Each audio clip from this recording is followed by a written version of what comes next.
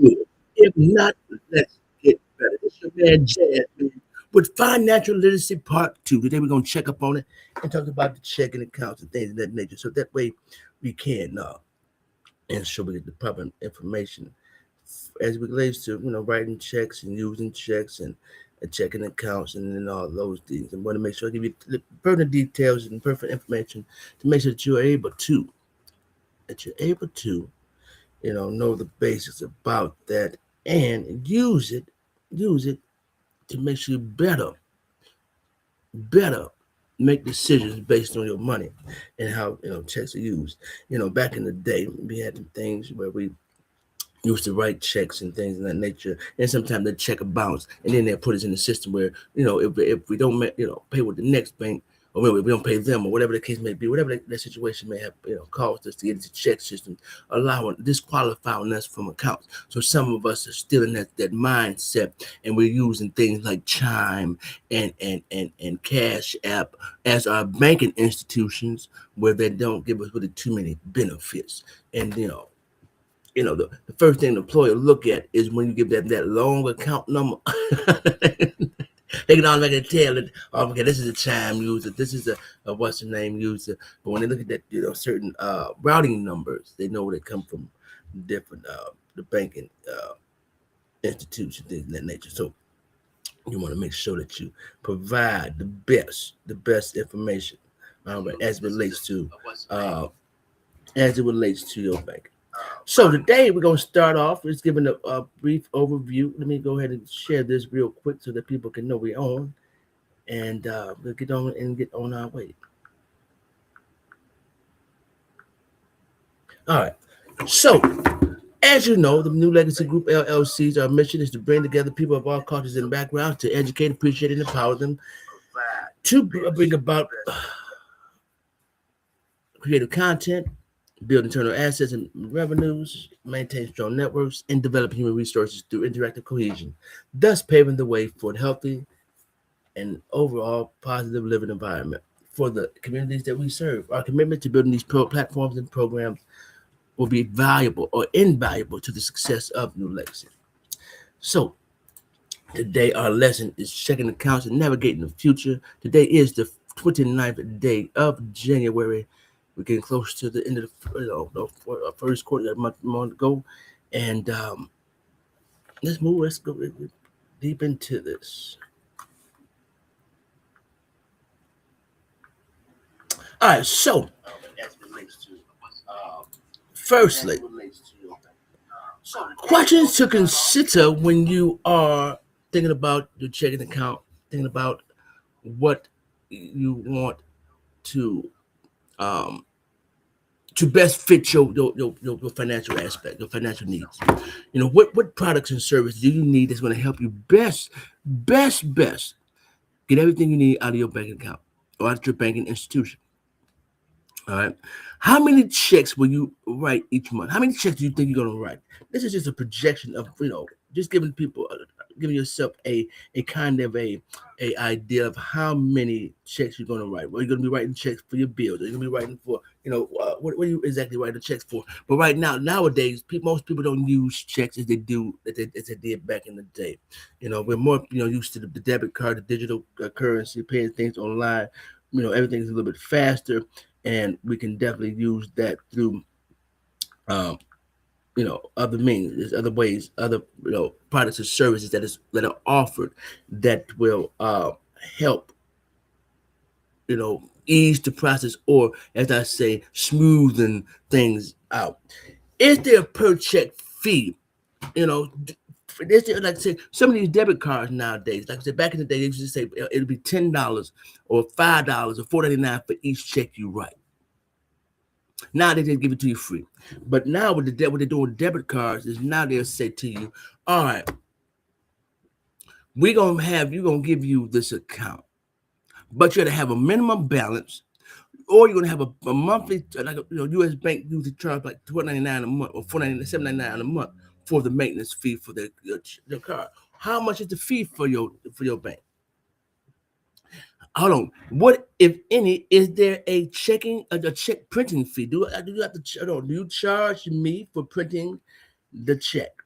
You understand what I'm saying? Are you charging me to do the check? Are you charging me to write the check? Or for you to print the check with my name on it? Whereas now, what I do is, instead of getting a check for the check, what I do is I go out to the bank and I ask for a counter check. Give me a counter check. That way I can have this one check, because I don't deal with checks. That's what, as we go into our Bible study, you'll find out what the check, why I don't do checks too much. You'll find out why we don't do checks too much, but yeah, but checks, it's a little, old school folk still use check. But do they charge you a fee for printing them checks out? How much per month do they charge you for that box of checks? What is the minimum? What's the minimum balance you got to have in your account, or what's the minimum to open the account? Now, how much are you going? Hold on. How much do I need to have in there before you close my account? What's the overdraft fee? What is all these different things that you want to know that help you make the best decision on what bank, what type of account you need? All right. So, what's the minimum balance? All right. Will there be a monthly service charge? Will there be a service charge every month? I want to go somewhere where they don't charge me every month to hold my money. Why am I? I'm already letting you borrow my money. I'm already letting you borrow my money. Okay, so that you can use my money to loan out to other people to increase your money. Let me say that again. I'm already depositing my money into your bank, allowing you to use my money, or giving you permission to use my money to pay on or pay out to someone else. I'm giving you my money to let you pay out to someone else while you can build your money. So while you taking my little bit of, let's just say I'm depositing $500, you take my $500, you done loan it out to somebody for, loan that same $500 out and charge them an interest rate on it, an interest fee. So now they're gonna pay you back my $500 and pay you interest, and you're gonna come out with the profit. So why do I want to? And I get hello. And sometimes they don't even give you a cut of the share. You figure they don't give you a cut of the share. So now you sitting around trying to figure out, why am I using this bank? Why this bank? You know what I'm saying? Why this bank? So next question: what is our overdraft fee? Now, when you write that check, do you get charged the overdraft fee? Because sometimes, where I used to, back in the day, they used to write the check and then put a stop on it. We done wrote the check because we wanted the thing right then and there. We wanted to make sure that we had it, and then sometimes we didn't want to go into no trouble, so they call on and say, "Let me stop the check." Especially nowadays when you got people who's trying to scheme and scam. How much does it cost for me to stop that check? Because now it's a stop payment on the check too. You call the bank and say, "Hold on, I wrote a check. I want to stop a payment on it." Or they return or they return deposit fee. So if the check bounce, how much you charge me per check bounce? Most of the time it's $35 per check. Do I got time to be losing money while I'm trying to make money? So are there ways to avoid the fee? Now, in some cases, they may waive certain fees. Like they may waive that monthly service fee if you have a certain amount of coming in your account, or have a direct deposit set up, or have a certain balance amount in your bank account.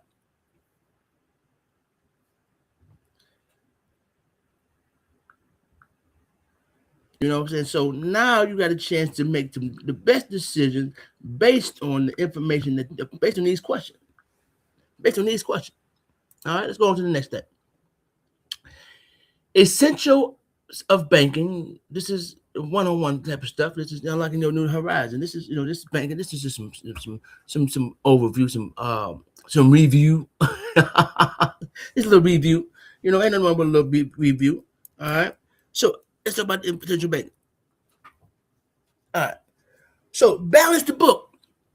Always keep track of your money. This will help you with budgeting, planning, and also verification. Oh Lord, verification. So you want to make sure that you know where your money at, how much you didn't spend, how much is coming in, how much is coming out. Balance your book so that way you don't have to worry about, you know, somebody telling you, or you ever go to your bank account and say, well, you know what, I know I had this much in here. I know when I went to the store last night, I had this much in here. Now, why am I balance? You got to go in there and question the balance. Now you can go back to your records and find out what made. Did I miscount some money? Did I overspend here? Did I do something with the money that didn't? Did I do something that or did they, or did this check not clear yet, or did this debit on my account or this charge, did it go off? Did they take that money out yet? Did that clear yet, or did it clear too? Oh. So you got all these things to worry about, but you want to keep track. This little form here is a checkbook register. It can do. There's many things you can do with this here. Then, all right, you can go ahead and track which was, like I said, you're going in, you're coming out. How much money's in your account? You can tell it what day you wrote the check on, what day you put the deposit in there. You can tell it what category it is. You can tell if it's been, if it's been cleared. Now you can have a running balance of your book. Nowadays, like I said, you can go to your phone, and most of the cases they have it right there for you, or they send you one through mail. However the case may be, you want to make sure you balance your books. Next, if you've never seen a check, young folks, this is what a check look like. Okay, my TikTok family, y'all may not be able to see this, but I have it up on them for a little bit. So this is what the check look like. You got your name and your address over in the over in the left-hand corner here. This is where your information goes. This is the date you want to write the check in. This is the check number here. All right. You want to make sure that you always remember your check numbers, because you know what, people be scheming. Some people. This is what you want to pay to the order to. Now, pay to the order to, because I done had some people write me some checks and they be writing their name up there. Who do you want to pay? No, you ain't paying yourself. You're paying whoever it is that you're paying. So it would be the Gold Star management company right here on this page. So whoever you write it to, if it's you, John Smith, writing a check to to AEP Electrical Services, or Illuminating Company, or Dominion First Energy. However, you want to write that name there. You want to write the amount here in your numerical order. Now, here, some of y'all got to make sure you understand your numbers. The 100, the thousands, the ones, tens, the hundred, the thousand, the units, so that you can write your check out the right proper way. Now, you want to write it out in word form. Boom. Put the change, the dollars and your cents, your cents over 100, because we're talking about 100 pennies. So if it's 100, if it's 1,515 cents, you want to put the 15 over the $100. Now, make sure that you always put a line to the end of the line, at the end of here, as you see what I'm pointing at. Put that line right there, and so that way no one else can add anything else in your check, because people be them, you wrote a check, they see that space and wrote their name, wrote something up in there, but now and it's now it can cause some problems. So make sure you put a line to the end so nobody can write through or on your check. In your memo, what do you want to? What are you writing this check to? What is it for? So that way, when it comes back to you, when the checks come back to you, or when you want to look at the transaction, where did I write this check for? Where did I put this $1,500 at? Who did I write that $1,500? What was that $1,500 for? So now you have a memo of where you wrote the check out to. Let's say you're paying your church dues or you're paying whatever. Make sure you write a memo or know where that money's going, or put it in your balance book, and then you make sure you sign that check. All right. Now you have down here in the bottom left, you have what we call the routing number. This is the identity, what they call the social security number for your bank. This number identifies what bank you're with. That routing number, where is the money coming from? What bank is it coming from? All right. That way, say some 044000024. That's a certain type of bank. 04. Let me stop before we even call them all out. We know those routing numbers. That way, when the check goes through, they know what bank it's coming from, who, what, when, where, and how. That's their social security number. And then you have the account number, which would be your account number, your social security number for your account.